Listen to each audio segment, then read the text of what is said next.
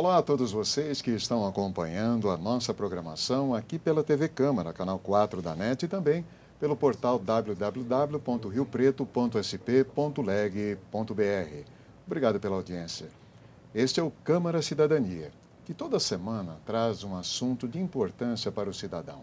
Hoje, nós temos o prazer de receber em nossos estúdios Dr. Sérgio Clementino, que é promotor de justiça em São José do Rio Preto, e vai nos falar um pouco sobre democracia e cidadania. Obrigado, doutor Clementino, pela presença, é um prazer. Olá, Milton, eu queria cumprimentar a TV Câmara, todo mundo que está assistindo o programa. Eu que agradeço a oportunidade de estar aqui a gente falando sobre um assunto tão importante para todos nós. A gente sabe, doutor, que o assunto é extenso. A gente poderia estar falando horas e horas, dias e dias, mas a gente vai tentar pincelar algumas coisas sobre democracia e cidadania. Vamos começar pela democracia. Como é que surgiu a ideia de democracia? Hamilton, democracia, né, o próprio nome já diz, vem do grego, né, demo, povo, e cracia é o governo, né? Então é o governo pelo povo. É uma ideia que surgiu na Grécia Antiga, daí esse nome vem do grego, uma ideia que se contrapõe à ideia de monarquia, que é o governo de um só, ou a ideia de aristocracia, que é o governo feito por um grupo apenas que ocupa o poder. Na Grécia Antiga surgiram essas ideias, os gregos se dedicavam a várias ciências, né? E uma das ciências que eles se dedicavam era ciência superior, como eles diziam, era a política. Aliás, política também é uma palavra que vem do grego e significa o pensar coletivamente. Todas as vezes que se pensa coletivamente, que em vez de pensar só no indivíduo, pensa no interesse comum, na coletividade, nós estamos fazendo política. A palavra polis, que significa a cidade, a Grécia tinha cidades e estados, né, que era onde se exercia o poder, aquelas cidades fortificadas. A cidade polis a palavra polis tem esse sentido de cidade, que até hoje é usada. Nós temos aí várias cidades que terminam com polis, Fernandópolis, por exemplo, né, que essa terminação é justamente por esse sentido de cidade. E os gregos se dedicavam à política como arte superior e eles desenvolveram essa ideia de que as decisões deveriam ser tomadas pelo próprio povo. Então, é a administração, o governo feito pelo próprio povo. Certo, doutor. E como eram aplicadas essas ideias de democracia na antiguidade? Pois é, embora a ideia fosse boa, né, e realmente eles tiveram um grande avanço para a humanidade na criação dessas ideias, havia algumas restrições na Grécia Antiga para a aplicação dessas ideias de democracia.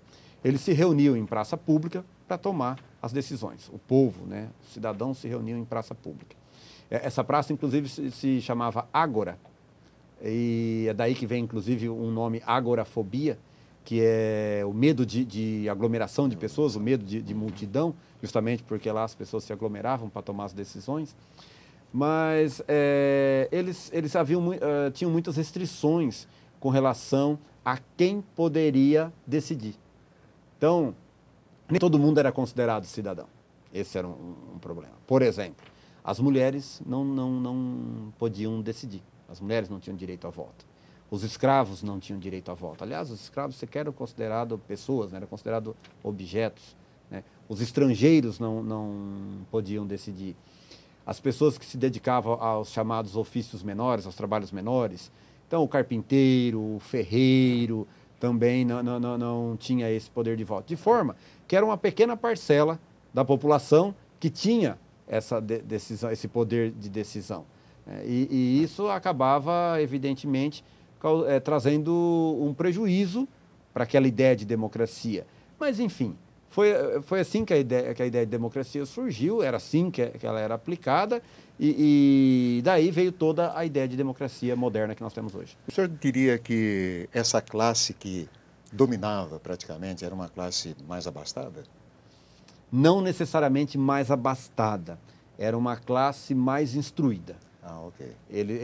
Como a política era uma ciência superior, então quem se dedicava mais ao pensamento, ao estudo, ao conhecimento, ou seja, as pessoas mais instruídas que tinham acesso, né? e acabava afastando as classes menos abastadas, porque eles diziam que quem tinha que trabalhar para se sustentar não podia se dedicar a uma ciência superior.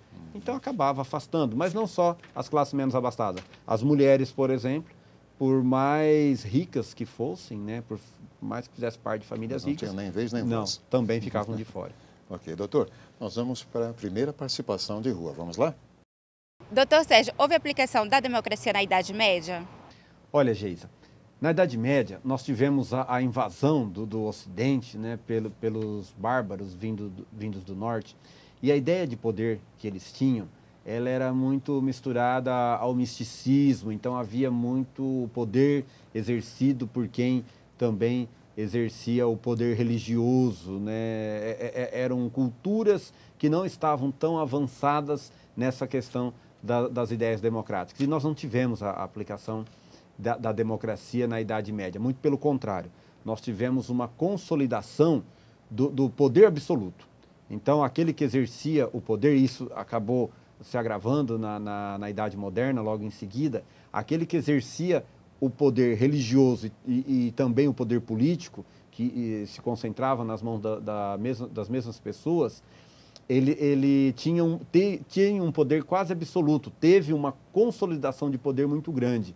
Na época do absolutismo, nós tínhamos os reis que eram tão poderosos que até medidas eram calculadas sobre partes do corpo do rei. Por exemplo, a polegada, né, que nós temos até hoje é uma medida oficial, mas na época ela era baseada no tamanho do polegar do rei. Nós temos a medida em pés, né, que até hoje também é utilizada, mas hoje é uma medida oficial.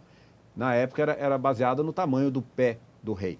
Vigia nessa época a ideia de que todo poder emana de Deus e em nome dele é exercido na terra por alguns de seus representantes. E esses representantes eram a chamada realeza, aqueles que tinham sangue azul, que era uma outra categoria de pessoa. Evidentemente, isso não se coaduna com a ideia de democracia.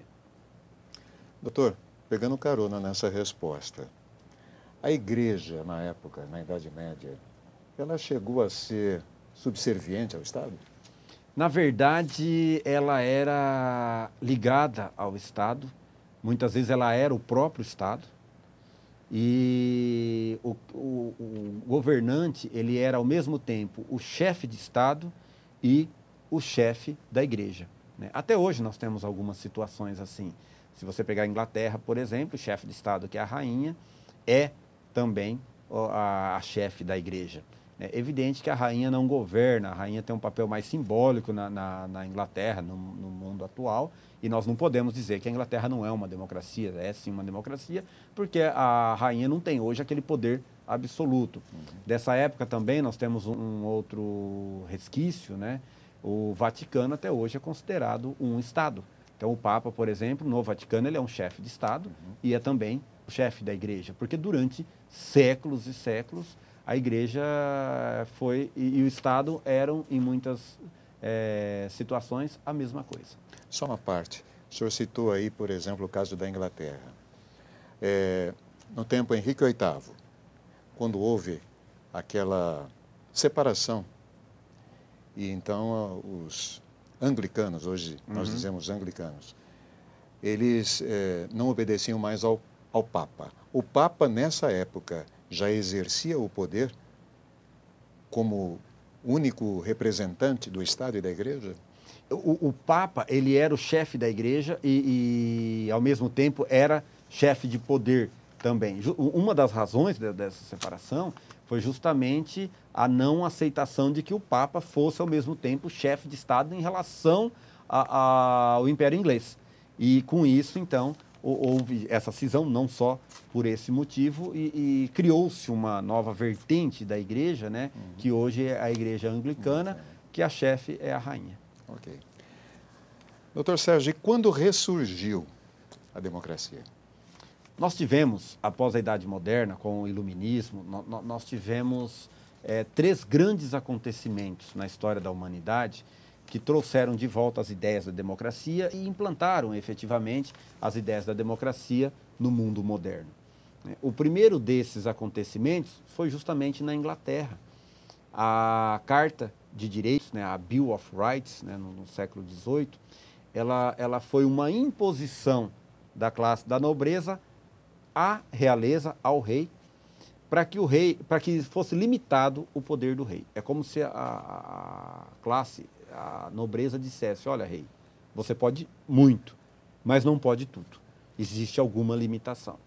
Hoje, talvez seja mais simples a gente pensar nisso, mas na época foi uma grande transformação se imaginar que um rei que tinha o poder absoluto pudesse alguém dizer para ele: você não pode fazer tal coisa. O rei exercia os três poderes. O rei fazia as leis, colocava essas leis em prática, e quando havia alguma dúvida sobre a aplicação da lei, o rei é que decidia. Então ele era ao mesmo tempo o legislativo, o executivo e o judiciário. E a Revolução Inglesa, essa Carta de Direitos, ela trouxe uma limitação que foi um passo fundamental na volta dessas ideias democráticas. Depois nós tivemos a chamada Revolução Americana, que nada mais é do que a independência dos Estados Unidos.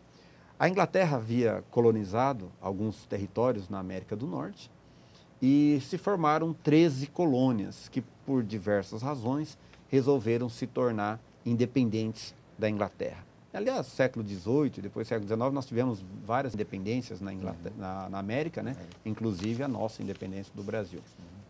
E quando essas colônias se tornaram independentes, elas criaram 13 países, que tecnicamente a gente chama de 13 estados, né? Que a ideia de estado é próxima da ideia que a gente tem de país. E eles perceberam que não adiantava ele se tornarem independentes de forma isolada, porque talvez eles não teriam força no mundo moderno, e principalmente para se contrapor à potência da época, que era a Inglaterra. E eles resolveram, então, se unir e formar um único país. Então, foram 13 estados que se uniram para formar um único país lá na América, daí veio o nome Estados Unidos da América. Né? Até nós temos uma confusão no Brasil a respeito dessa ideia de Estado que eu estava mencionando. A gente se acostumou a chamar de Estado as regiões do país. Isso vem porque nós copiamos, em parte, tentamos copiar aquilo que aconteceu nos Estados Unidos. Porque lá eram 13 estados, realmente, 13 países que se uniram para formar um único. Como deu muito certo, aqui a gente resolveu chamar as nossas províncias de estados. Mas nós não temos a mesma tradição que eles. Os Estados Unidos, os estados realmente têm uma certa autonomia, a ponto, por exemplo, de cada um ter a sua legislação. Um estado permite a pena de morte, o outro não permite, um pode dirigir com 18 anos, o outro com 21, enfim, as eleições, cada um faz a sua maneira, tal. A nossa tradição é outra, a nossa tradição não é de Estado federado, nossa tradição é de Estado unitário. Nós fomos colonizados por um único país e nos mantivemos íntegros, com alguma pouca variação de território ao longo da nossa história. Mas passou a se chamar os estados brasileiros de estados, e até o Brasil chegou a ser chamado de Estados Unidos do Brasil. Né? Essa mania que a gente tem de copiar o que vem de fora, né? E não olhar para a nossa própria realidade. Verdade. Mas, enfim, há uma confusão a respeito disso. Quando houve essa independência dos Estados Unidos, o que a gente chama de Revolução Americana, eles quiseram se contrapor àquilo que havia na potência Inglaterra. E havia um poder ainda concentrado, não tão absoluto, mas ainda concentrado na mão do rei. E eles resolveram, então, implantar nos Estados Unidos o que fosse o oposto. Então, em vez da monarquia britânica, eles estabeleceram a república nos Estados Unidos. Em vez do parlamentarismo inglês, o presidencialismo americano. E eles trouxeram essas ideias de democracia. Dentro da república e do presidencialismo, a ideia mesmo de que o poder deve vir do povo e em nome dele deve ser exercido. Então, com eleições, com mandatos, né, permitindo uma única reeleição, enfim, uma série de coisas. Fizeram a Constituição americana, que, aliás, é a Constituição que está em vigor lá até hoje, é a mesma Constituição, e implantaram essas ideias democráticas. Depois nós tivemos o terceiro grande acontecimento, talvez até o mais significativo de todos, que foi a Revolução Francesa. A Revolução Francesa apesar dos problemas que nós tivemos, mas nós tivemos grandes avanços com a Revolução Francesa. Por exemplo, as ideias de Montesquieu a respeito da separação dos poderes, né, a separar quem legisla não pode administrar e não pode julgar, né, isso tem que ficar separado na mão de pessoas diferentes, tal, para que os poderes sejam independentes e, ao mesmo tempo, harmônicos, ou seja, um equilíbrio o outro, um fiscalize o outro. Essa é a ideia da separação de poderes.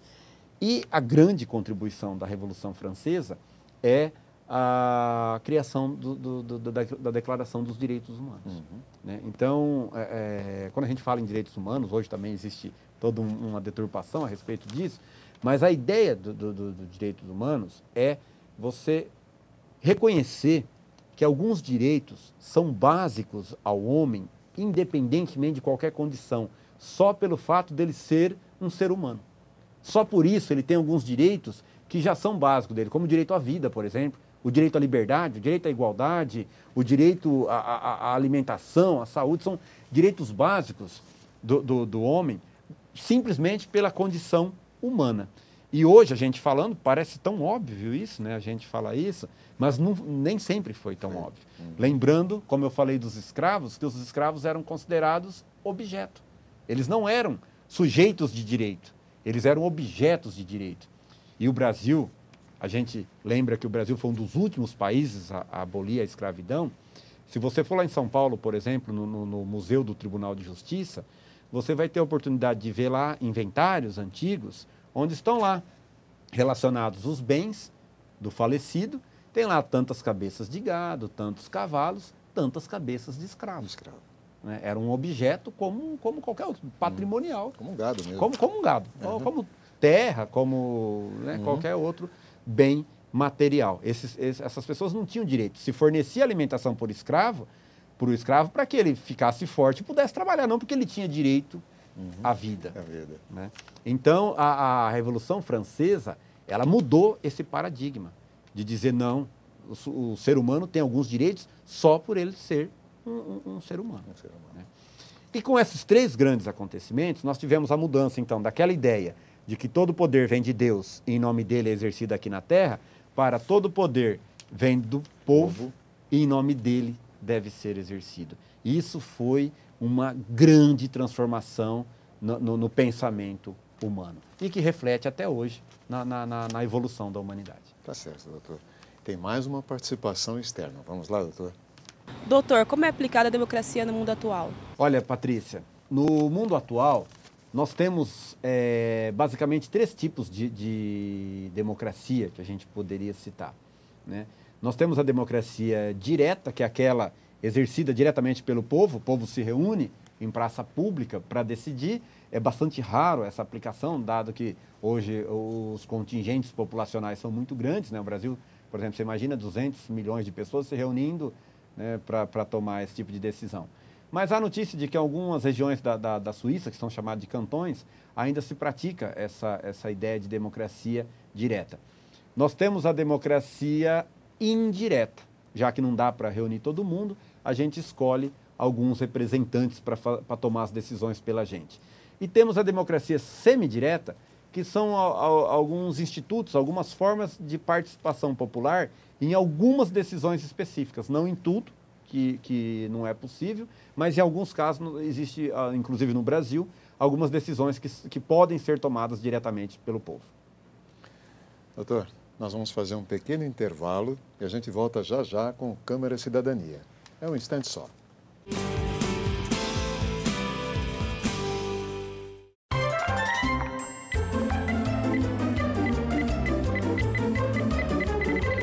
Turminha do MPF. Assunto de gente grande pra gente pequena. Malu! Psiu. O moço da cantina disse que pode me dar 3 fichas pro lanche da turma. Hã?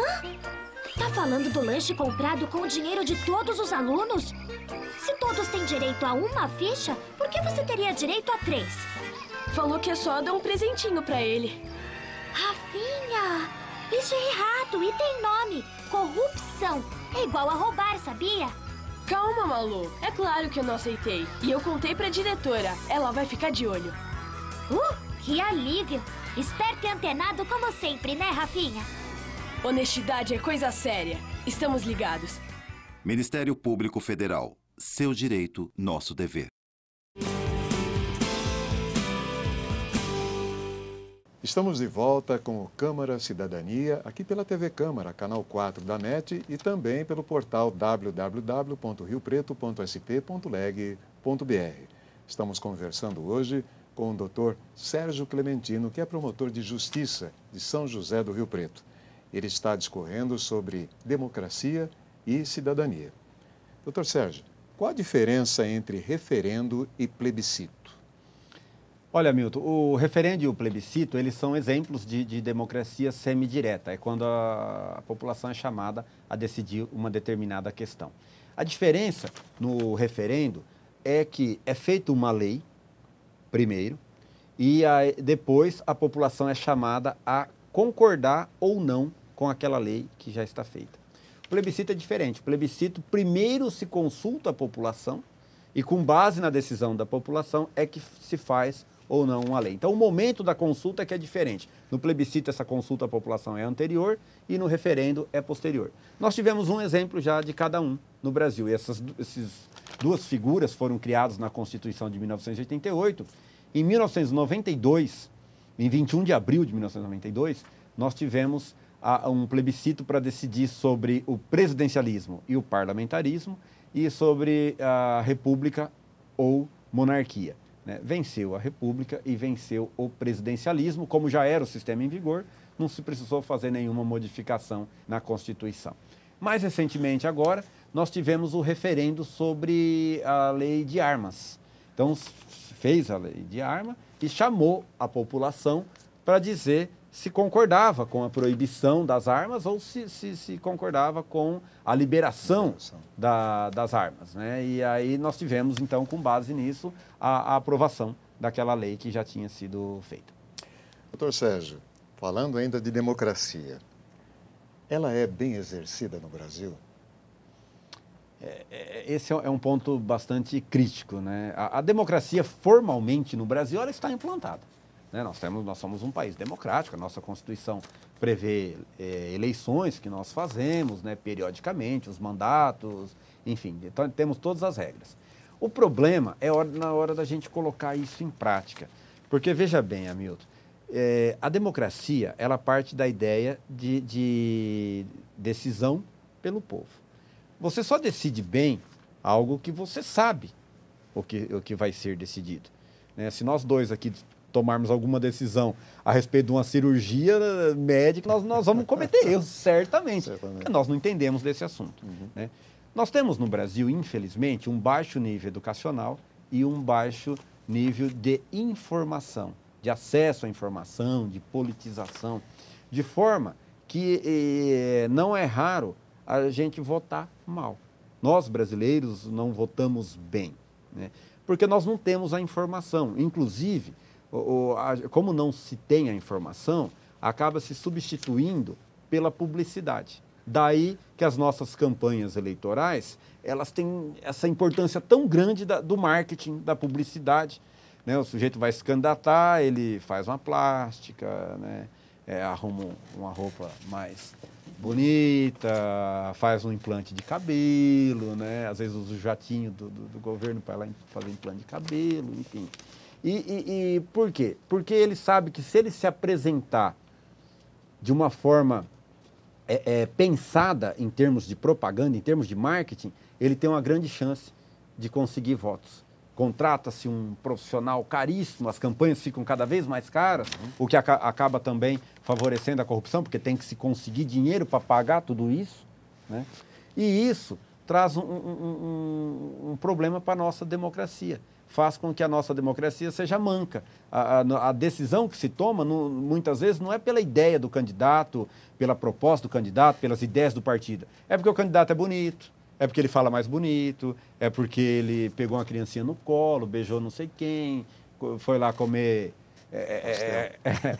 pastel lá no mercado, enfim, acredita-se muito na propaganda. E a gente precisa acreditar na informação, e não no conhecimento, e não na propaganda. Eu acho que em cima disso que o senhor respondeu, nós temos uma perguntinha. Vamos lá, doutor? Como o cidadão faz para votar quando nenhum candidato preenche as suas expectativas? Olha, Michele, eu costumo dizer que a eleição ela não começa agora em julho, quando os candidatos já estão lá registrados. A eleição começa bem antes, e essa politização que nos falta. Se nós não temos um candidato bom, se os candidatos que estão aí são ruins, isso significa dizer que nós temos pessoas boas que ficaram de fora. Se essas pessoas boas existem, bastaria que essas pessoas boas se unissem a outros tantos bons e formassem um grupo que desse sustentação e se apresentasse como alternativa. E aí sim nós teríamos um candidato melhor, já que os candidatos desagradam a maioria, essa maioria votaria em alguém que agradasse. Ou seja, precisaria de uma participação melhor. Não basta a gente só esperar o momento da eleição, no momento em que a propaganda está na rua, que o marketing está na rua, para a gente olhar e ver em quem vai votar. Essas pessoas não surgiram do nada. Elas saíram de algum lugar, tem todo um procedimento para chegar à candidatura que elas apresentaram. É importante, então, que o brasileiro se conscientize e tenha uma participação mais efetiva para colocar lá como candidato, efetivamente, quem merece ser candidato e quem tem boas propostas. Doutor Sérgio, o senhor tocou numa palavra, educação. Num blog, recentemente, um professor comentou, professor de faculdade e da aula de Direito. Ele ficou pasmo com os alunos chegando no primeiro ano sem saber os próprios direitos e deveres deles mesmos. Nós podemos ter esperança como cidadãos na educação hoje? Hamilton, nós devemos ter esperança. A partir do momento que a gente abandonar a esperança, nós estamos desistindo e aí os resultados são piores. Eu acredito na educação, né? Eu vim de uma família bastante humilde, nasci na zona rural, né? Eu fui alfabetizado numa escola que não tinha energia elétrica, que não tinha nenhum tipo de recurso, né? E consegui alguma coisa na vida estudando. Nunca tive familiares importantes, nunca tive nada disso, né? Então, eu tenho que acreditar na educação. Foi a educação que me colocou onde eu estou. Mas a gente sabe, também eu não posso fechar os olhos, não posso ser ingênuo, de não perceber que há um problema sério com a nossa educação, né? Nós precisamos valorizar mais o conhecimento, valorizar mais o ensino, valorizar mais a formação e não o jeitinho, a facilidade, a benesse, o favorecimento. Essa é uma questão não só educacional, mas é uma questão também cultural. Nós gostamos de levar vantagem. Nós temos uma dificuldade muito grande em cumprir regras, as regras mais básicas, né? Nós temos uma dificuldade bastante grande de cumprir regras. Eu costumo dizer, inclusive, que a gente tem que pensar a sociedade como uma partida de futebol. Você coloca lá 22 jogadores para jogar bola e parte do princípio que alguns podem descumprir regras, uma minoria, então você coloca um sistema lá fiscalizatório de 3 pessoas, um juiz e 2 bandeirinhas, que vai ser suficiente. Mas se você tiver uma partida em que a maioria dos jogadores não quiserem cumprir as regras, não quiserem jogar bola, você pode pôr 20 juízes lá que não vai ter futebol, né? A sociedade é a mesma coisa. Nós temos um sistema repressivo, punitivo, que parte do princípio que uma minoria vai se desviar. A partir do momento que a gente passa a ter uma maioria se desviando, não cumprindo regras, não haverá sistema punitivo, fiscalizatório, repressivo suficiente. Nós não teremos juízes, polícia para todo mundo. Não é essa a ideia de uma sociedade, né?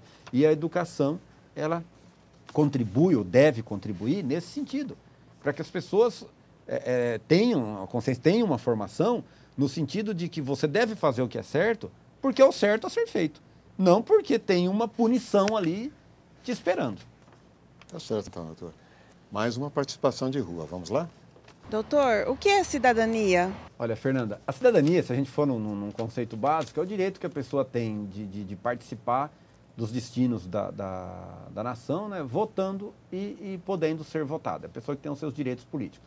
Mas cidadania significa muito mais do que isso. A participação do cidadão não é só no momento do voto, ir lá e digitar na urna. Como eu já mencionei, o cidadão precisa ter uma participação maior. O Estado não existe sem o cidadão. O Estado é feito de pessoas, né? E essas pessoas fazem parte da população como todos. É preciso que o cidadão também faça a sua parte, cumprindo regras, participando da sociedade de uma maneira efetiva, participando de grupos sociais, de organizações, dando a sua contribuição. É preciso que o cidadão participe, não pensando só individualmente, pensando também e principalmente coletivamente. Nós temos, por exemplo, só um exemplo, nós temos a mania de achar que o que é público não é de ninguém.